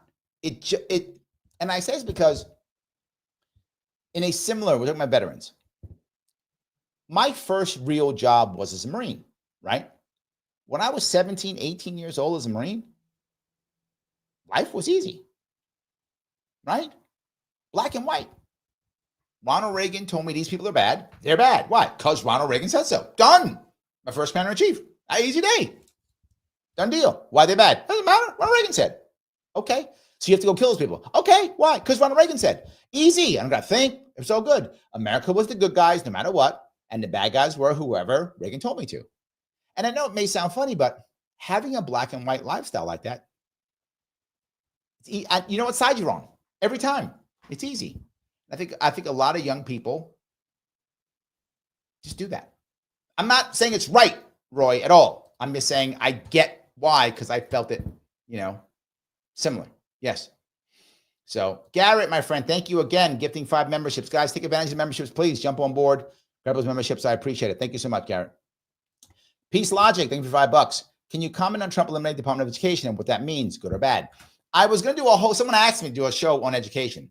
So I will, but let me cover the reason why this is a good thing. Let me explain why. People think it's crazy, Larry. How can it be bad? The reason why it's bad, some of you are going to say to yourself, Larry, I'm so disappointed in our school system. We don't teach civics anymore. Okay. Well, also I'm sad because we don't teach shop or we don't do home ec. It's terrible we don't do these things. These are all bad, tough things, right? We don't do these things. Okay, I got it. I understand it completely. But why don't we? Because the federal government gives a bunch of money to each state. See, the Department of Education actually has been around since the 1860s, but it was just one thing. It was basically just a repository for information. And I was okay with that. Jimmy Carter set up in 1979, I think 79. And all of a sudden it started to have power of the purse. It will give money or it won't give money if you don't do what it says. What does the Department of Education care about? 2 things. Number 1, college placement. Number 2, standardized testing. Well, for college placement, is it good if your kid goes to shop class? No. For college placement, is it good if your kid goes up and gets a job? No. For college placement, is it good for your kid to go to trade school? No. None of that is encouraged. One of the reasons why we need so many foreign workers and migrants is because we've taught our kids for the past 50 years, you have to go to college, trade schools for bad kids, trade schools for dumb kids, don't go to trade school, don't learn trades. Why? Because the federal government has told us so and pays us to do so, create an incentive to not go to those trade schools. Yes, that's what they did it. So why don't we do home ec? That's not in a test. Why not civics? Not in a test. The tests are in 2 things, English, math. So what do we learn more of? English, math. Yes. The federal government forces you to have no control locally over your school because they give you so much money. In New York State, it's like $7 or $8 billion now every year. I think it's $7 billion. $7 billion in New York State. I mean, your state is whatever is billions, whatever the number is. It's billions. Yeah. Not just that. The state wants you to tell them what they're doing and make sure you're doing the thing. Someone's got to do that. What does that mean? More administrators. Yes, we need more administrators. But wait a minute. What do we need administrators for? For the kids? No. To keep the federal government happy. Yes. Someone's got to keep the federal government happy. So you need more administrators. Why do you need 75 administrators? Keep the federal government happy. That's the reason why. Because they order it. You must have a so-and-so. You must have a so-and-so. You must have a blah, blah. If you don't, I'm going to give you the money. Damn, no more money? Yes. Absolutely. They'll give you more. So now you have more. Now we have parts of New York State where there are more administrators than there are teachers. I wish I was joking. Nope. More administrators than teachers. Why? Federal government. Yes. The federal government says you need to shut down your schools because of whatever reason. Why? We don't want to shut the schools down. If you don't, we won't give you money. We'll shut schools down. Yes. You have no control over your local school because the Federal Department of Education exists. That's the reason. That's the reason why when you have school boards, nobody can do anything. That's why the federal government decides. Well, we want to make, how about all the issues we have with the boys and girls doing all the different things that people aren't happy about? Well, you would say, well, local community can control that. No, federal government does. They don't give you money. Yes. That's why it is good to get rid of it. Literally, from the beginning of our nation until 1980, we did not have a federal Department of Education. Yet somehow Americans learn how to read and write. I went to school before 1980. I learned how to read and write and everything. I could function in society. Can our kids function in society now? They can't. They can't. We went from first in the world to like 20-something now. I forgot what number we are. 25, 27, whatever we are. We're 20-something now in the industrialized nations. 20-something from first since Department of Education, federal Department of Education, since that. Is there anyone who would believe, who would say honestly, since 1980, education's been getting great? Anybody could say that? Nobody. Nothing but gotten worse. More bureaucratic, more control, more problems. Only worse. Only worse. There is no need for it. It's a huge boondoggle. It controls and destroys our local schools. We can fix our schools at a state level easily. Easily. We can fix that actually at a community level if we wanted to. At a county level, we could. But fine, state level. Yes. Nothing but bad. It is. Getting rid of it, nothing but good. Nothing but good. It's the right answer. If you wanted to keep it as it was a central repository for information, fine. I don't mind if you want to do that. The war's not going to end, right? You keep like 2 librarians there, and that's all it is. It's fine if you want to. The war's not going to end. Otherwise, let it go. No worries whatsoever. There is nothing in the Constitution that says the federal government controls education. That's also made up. The Constitution does not say, and the federal government will control education. That is made up. Not a thing. Also just made up. So it needs to go away. I hope I answered your question. Rhetoric, thank you for the $5. It's time for 5D chess, Larry. Time to run for governor as Democrat. Okay. I appreciate the idea, Rhetoric. I do. I appreciate the idea. There is 0 chance that I could win a Democratic primary. 0 chance. I could never win a Democratic primary. Sounds like a great idea. Sounds amazing. No way I ever win a Democratic primary. No way. I would either have to go independent or run as a Republican. I could win a Republican primary. It's possible. I mean, I'm not saying I could, but Zeldin's gone now. So with Zeldin gone, I might have a shot at winning a Republican primary. So maybe Republican primary or independent. It's impossible to win a Democratic primary. Impossible. So yes. Joseph says, thank you for $2. Larry, show up the therapist for governor, but not legal therapist because that'd be against the law. You need a license in New York State to be a therapist because whatever. So because whatever stuff is. So yes. And then John says, while we spend more money per person than any other country. Yes. Correct. Wright says, Larry's idea for education is the best ever. It annoyed me so bad when we talked about it on Joe Rogan. Rogan didn't get it. Yes. For those of you who saw when I was on Rogan, yes, I had an argument. Joseph says that. I had an argument on Rogan for education. He was the problem. And to be clear, this is my fault. And I tell the story often, but I'll just say it again to make sure it's clear. This was like September, maybe October or whatever, maybe September. Maybe it was September of 2018. I'm running for governor. I've been running for a year. I'm crossing New York State. That's all I'm doing is just crossing New York State, working in New York State. Crazy, doing events every day, 3, 4 a day. It's madness. And my team says, hey, you're going on Joe Rogan. I went, Joe Rogan? They went, yeah. And this is how brain dead I was. I went, the Man Show guy? I literally said, that's what I actually said. Like, no, not the Man Show. Well, yeah, it was a Man Show, but not the Man Show guy. His podcast. I was like, oh, is that good? They're like, yes, it's great. You got it. I was like, oh, okay, great. I'm going there. When am I going? And like whatever time was, forgot what it was. And then I had to fly. He was in California then. Now he's in Texas, but then he was in California.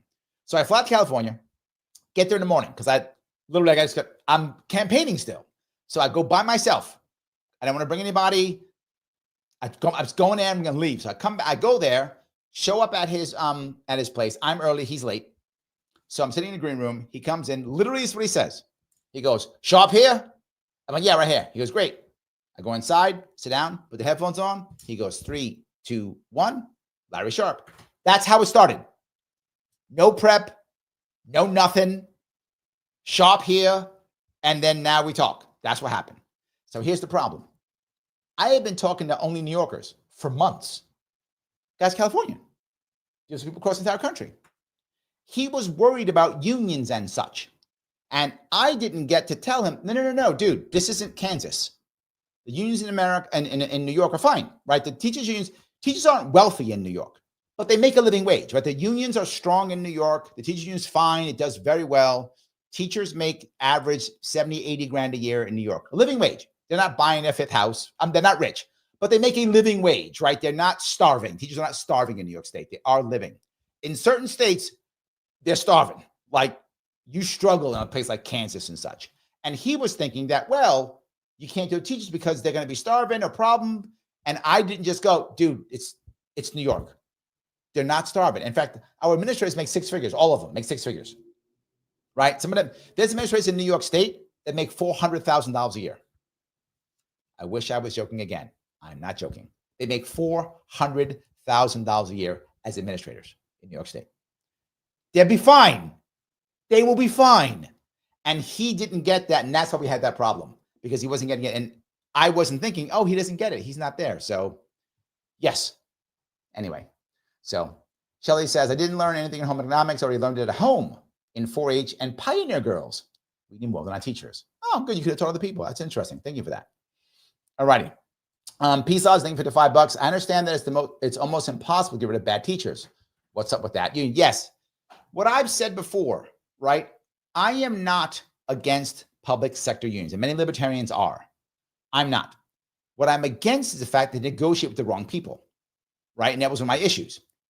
You're negotiating with people who it's not their money, right? If I'm a private sector union, and Peace, you have a company, and me and Garrett and Joseph, we're all part of our union. We're negotiating with you. It's your money and your business back and forth, right? So we negotiate. Fair. We have a union and you deal with it. Totally fair. Unions have a right to exist. The problem is public sector unions don't do that. They negotiate with the governor. Well, the governor's money. He doesn't care. In fact, he's in their pocket. He wants them to vote for him. It's terrible negotiation. Public sector unions, everything should go to a ballot initiative. That's all. Just negotiate with the people. That solves three problems. Number one, now the governor isn't beholden to you, right? You're not beholden to the governor. Conflict of interest, gone. Not just that, you can't bribe anybody because they don't control your cash. The people do. It would have to be a marketing campaign to the people, right? Because you can give all the money to the governor you want to, or to a assemblyman. Doesn't matter. They don't control your money. Why would you bother? It takes the political power away from unions. Grossly simple. But lastly, now the people actually have some control over what they get. Why not? They might go, then, well, what if they just screw over the unions? Why would they? There's tons of union workers in New York. Everyone in New York State knows a union worker. If it's not in their damn family, they all do. A lot of union workers in New York State. You know one, they're part of your family. Why would you screw them over? But there's a difference now. Now you gotta deal with, say, your sanitation union. Well, what if your town doesn't like the fact that the sanitation gets picked up on Tuesday mornings? You like it Monday morning. What if you want that? Doesn't matter. You have no choice. They decide. What are you gonna do? Get mad? Well, now you got to vote on their raise. You got to vote on their raise now. That's now a ballot initiative. You going to change to Tuesday now? Yes. Of course. Now all of a sudden, your services that the people have control of their own services. It's negotiated back and forth. Change that, public unions are fine. That's the problem with public unions. Public sector unions should be ballot initiatives with the people. It's the people's money. That's as fair as the private sector. You change that, that's fine. And what would happen? Would bad teachers be there? No. Because again, now it's my money. Ballot initiative goes, oh, no, they're gone. I'm not paying for those bad teachers. The people would have control. You now also get rid of the federal government out of this. So the federal government can't protect them legally, which they should not be able to. It should be a state issue. So the state could deal with it if it wants to, and the people could vote against it. So we're going to change your unions. What are you going to change? The bad teachers got to go. That can be part of your new union plan. No, it isn't. Then we're not voting your raise. You don't get raised then. Sorry. The people decide. We want those bad teachers gone, or you don't get your raise. Things change. So that's how you fix public sector unions. And I've been talking about this for years. That's how you actually fix it. So yes. Joseph says, great points, Larry. Oh, thank you. Garrett says 100%. Yes, that's how you fix it. It's an easy way to repair it. It can be done. So if you do that, it would change everything. It would change how things work. It gets rid of some of the corruption, all those things. It absolutely can be repaired. And people don't think about that, but it absolutely can be repaired. So yes. Guys, if you like what I'm telling you, click the button known as like. Share it if you can. Subscribe as I asked you. You know I get shadow banned horribly. The YouTube gurus do not like me, and they shadow ban me terribly. Thank you all for all super chats. And memberships. You see people give memberships? Grab them if you can. Every membership counts. Please do so. All right. I think I covered most things I want to do. So one thing I want to cover. One more thing I'm going to cover, which is I do have a worry. And this goes back to defend the guard. If Trump actually wants to start deporting, my worry is he'll use the military. That is my worry. I do not think mass deportation is a good idea at all. I don't like it. I think it cannot go well. I think it will not go well. And I can see him using the military, and I can see it goes even worse. I am not happy about this. I am worried. I don't know if it'll happen, but the last thing I want is a bunch of guard members getting shut up by cartel thugs trying to get rid of people. I can see that fighting in the street can be terrible. I am worried about that. So I am worried about that. Yes, Kinsugi's with me. I don't either. The whole idea makes me uneasy. I agree. I agree. Heaven smiles on you, says so much info, Larry. Thank you so much. I'm glad you agreed it. Yes, I agree. Yes. So, yeah, Right agrees too. I'm worried. That is a concern. And I feel like that's going to give more veterans PTSD already now here in our own world. Tom Holman said he has retired military cops, etc., ready to volunteer. Yeah, he's already on. He's already on. Yes. They mass imported. Point taken, I see. Point taken. Yes, you're not wrong. This just doesn't feel good. Look, I hope I'm wrong. And I hope there is some type of way to make it work to where it's not a disaster. I hope I'm wrong. I do. I hope next month or 2 months, 3 months now, 4 months from now, whenever it happens, 4 months from now, that I come back on and go, guys, boy, was I wrong. This was nice and orderly, and we don't have blood in the streets. I hope that's true. I am worried that it's not. And I don't want that. I don't want that. Lorenzo says, I heard Eisenhower tried it, but it backfired. No, it has happened before, right? But it wasn't at this many, and it was a different world in that regard. So, yeah. I said 6.1 billion of taxes spent just in New York migrants. They're currently busing migrants. I see. It is I see. I understand. I see. I do. And it doesn't mean that going house to house with military is the answer. That's my worry. It doesn't mean going house to house is the answer, right? I feel like it's the wrong answer. That is my worry. You know, that is my worry. So, Peace Logic goes on. Thank you for being a member, Peace. My concern, too, is on deporting. Thoughts on the person that Trump hired for deportation? I forgot his name. They already talked about it. Yes. Yeah, they already talked about it. Yes, it's that guy. Oh, my God. What's that guy? She just showed up. I forgot his name. Hansen? Not Hansen. Whatever that guy's name is. Yes, they already showed him. So, yeah, that is my worry, is that it will go badly. Thank you, Tom Homan. My worry is it will go badly. I hope I'm wrong, guys. I really do. I hope I'm wrong. You know? So Matt says, how about an easy solution when they arrest an illegal, they actually deport them instead of releasing them back into the pond? That would work. I like that a whole lot better, Matt. I do. See, that one, I like that one better. That's a better answer in my view. That's better. That is a better one, right? But I'm not sure where we go with this. So Adrian says, I like to see DACA kids and their families get citizenship. I don't know how they can round up so many people and have that come in the past 4 years. I agree. I mean, we've had so many come in. I don't know how you do it. See, something like this might be a better way. Maybe it's something like you find the DACA kids and you start giving them a pathway to citizenship, whatever that pathway is. You use the private sector, not the public sector, because that just puts everybody else back in line. Use the private sector to do it. You allow them to do it, and you let the DACA people pay themselves. They pay themselves. They all got jobs. They pay themselves. We don't pay for it, right? The DACA kids and their families, they pay for it, and they pay for it privately. They do it, and as they move through, you start seeing others want to do it too. And then now the DACA kids who are also in our communities start telling us who the bad guys are, because they're no longer afraid, because now they're citizens. As they start telling the bad guys, then Matt's idea comes to play. and they start arresting these people and they start going away. Because right now they don't want to do it. Right? If you're in that community, you don't want to turn in somebody because you're going away too. In fact, you're both getting arrested in the same place and they're going to take care of you in prison. And you know what I mean by take care of you. That's not in prison. So no, I think maybe something like that plan, right? A combination of what Adrian's talking about and what Matt's talking about. That might be a better plan, right? Because they can come in voluntarily, as IC says, right? Get some pathway to citizenship and then say, hey, the bad guys are right here, right? They're in my community. But now that I'm legal and I'm not going to get deported because I'm on my legal pathway to citizenship that I'm paying for, right? Then those are the bad guys. So they can go after the bad guys.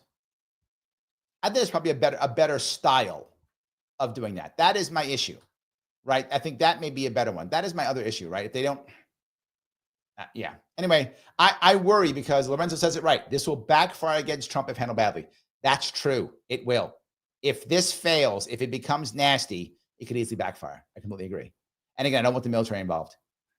So on this Veterans Day, I will say, guys, I think that there is a chance that we can have an Hadrian pop up and we can stop being an empire. I think we should worry about the Patriot Act and try to get rid of it if we can. And I think we should show respect to our military by making sure that if we're going to send them into harm's way, it is not because some president is mad or thinks something's good or some Secretary of Defense does, or we care about some other country more than us, but because Congress takes responsibility and declares war. If we're going to pay in blood and treasure, Congress must take responsibility for this. That's the issue, right? Lunatic, yes, you are correct, my friend. Thank you for $2. Trump's cabinet better not create more. Yes, I agree. I don't want that, right? Now, to be fair, Trump didn't start any new wars. Give the man credit where credit. He didn't end them, but he didn't start any new ones, so I'll give him credit. Let's hope he follows on that and doesn't create any more. Let's hope he does that. And then hopefully starts drawing down. That would be great. I hope he can repair the VA, make it better. Again, give him credit. He made it better under his rule. He made it better. Let's hope he can keep doing that and make it better yet again. That would also be nice. Another piece is I hope we do actually take care of the Defender Guard. I think that will be better for us in our National Guard. And the last piece I'll bring up to remember, which I started with and I'll end with, is if you have a veteran in your life and you think that they may be struggling because they're going internally in some way, shape, or form, please do not show them pity. Don't tell them you're worried about them. Don't say they're in trouble. Don't say, come talk to me. Tell them that you need them and include them in your life purposefully.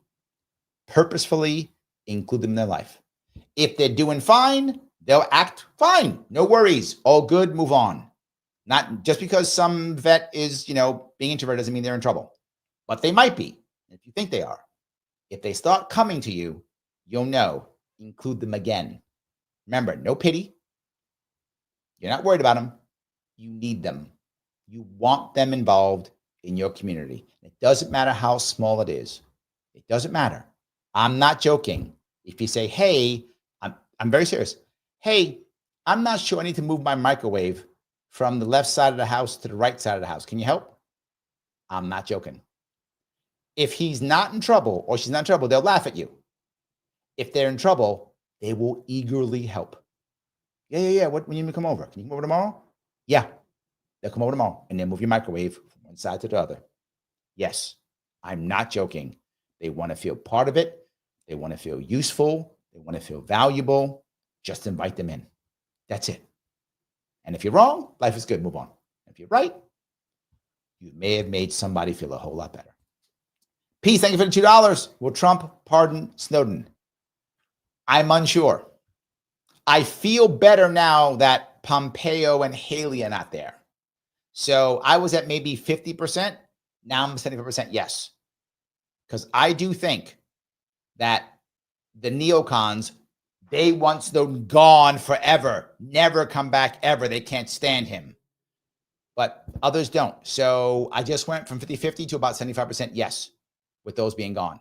So I do think he will, not because he's not bringing the neocons back in. I think yes. Hope I answered that question. Guys, I'm let you all run.